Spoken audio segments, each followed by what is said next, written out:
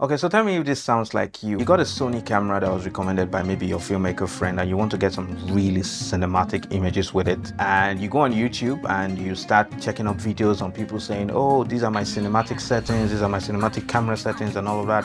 And you follow them and you go out and you film your footage and your footage looks like crap. And you're wondering, were you scammed? Is this that this camera doesn't do this thing? What's going on? Like, how can I get good images out of my camera? If that sounds like you, then this very short video episode of Q&A with Luke is exactly what you need. So now, before we get into the camera settings, the reason why this thing is happening to you is because, let's say you went on YouTube now and you took the cinematic settings of a lady or a guy who does a lot of travel videos. Because he's doing travel videos, probably 70 to 80% of his work or her work is outside, it's exterior. There's a lot of sunlight, so he's always working with a lot of light. And then, unfortunately for you, you do events or weddings and you find that you're working a lot in dark interior places. So the same settings that was so magical and so wonderful for the other guy when shooting outside, by the time you now use it in your dark room that is lacking light, your footage will be so bad that you would have been better off if you did not touch your camera settings at all. So that is why when it comes to camera settings and trying to dial in a particular look, you need to be careful, especially when you're working with like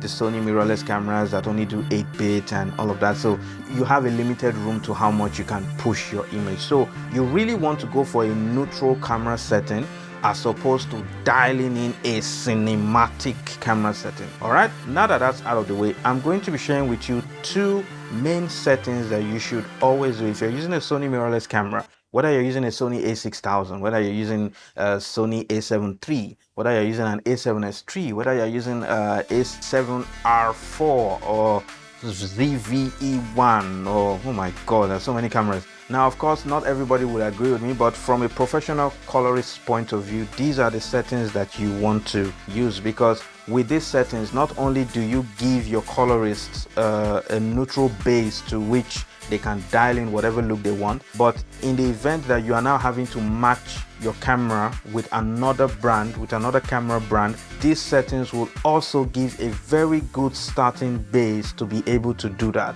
Take it from someone who has matched footage from a Blackmagic 6K, a Canon C300 Mark II, and a Sony A7S3, one scene. So for this demonstration, I'm going to be using my good old Sony A6300. What we're looking for is picture profile. It might be a little bit different on your own camera. Sony and their menus can be very annoying, but just find it on your own camera. I can't babysit you now.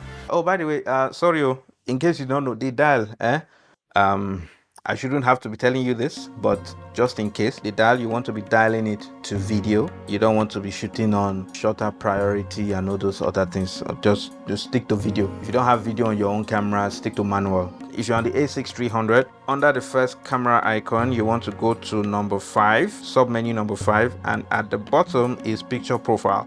On the A6300, we have PP1, PP2, PP. We have plenty PP all the way to PP9. Worthy of note is PP7 and PP9. PP7 is S-Log2 and PP9 is S-Log3. Each of these PP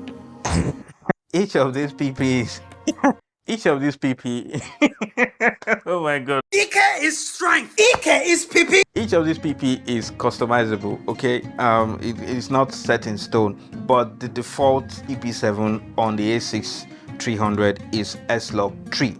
S-Log2, sorry, and I will draw your attention to it. S-Log3 is great, but if you're a beginner and you're not too familiar with filming with Sony's S-Log, I would advise that you stay away from S-Log3, all right? Now, these are the two settings you want to change. If you like this content, please take a moment to subscribe and drop a comment. Thank you. Leave black level alone. In fact, whatever camera you're using, go to the bottom, you will see reset. Please reset it, just in case you've changed it, or maybe your village people, one voice was telling you to change something. Just reset it, okay? Reset it. Thank you very much. On your own camera, it may not be PP7. Yeah, find the S-Log2 on your camera. Find the one that is default S-Log2 and reset it. All right. Now the two settings that we want to change. Don't touch the black level. Don't touch any other thing except these two things. Okay. Number one is your gamma. You want to set that to S-Log2 or S-Log 3. Or if for some reason your camera doesn't have any of the S-Log, then your camera, I'm pretty sure your camera will have Cine 4. Cine 4 is more like a flat profile. It's not log, but it's a flat profile. It gives you just an extra bit of room for color grading. So you want to set it to S-Log 2 and S-Log 3. Again, if you are a beginner, please stick to S-Log 2.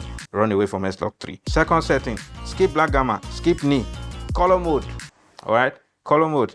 Change it from S-Gamut, change it to S-Gamut3.Cine. Those are the only two settings that you should be changing. So as long as you put your camera in these settings, you set your exposure right, you set your white balance correctly, you make sure that whatever you're filming is actually in focus. You film with some really good glass. Don't go and film with kit lens and expect that your image will look amazing. No, and there's a reason why some lenses are more expensive than your camera. Once you have this, you will end up with clean, crisp, and lovely images from your camera. And if you're in a situation where you're filming with other camera systems, whether you're the one doing the color correction or whether it's a colorist that's doing the color correction, you would find that by putting your camera in this setting, it's going to be a whole lot easier matching and balancing this camera. All right, if this video has been helpful to you, drop a comment, subscribe, like the video, share the video. Don't hoard this information, share with your friends, and check out the other videos on my channel. And yeah, I'll see you later.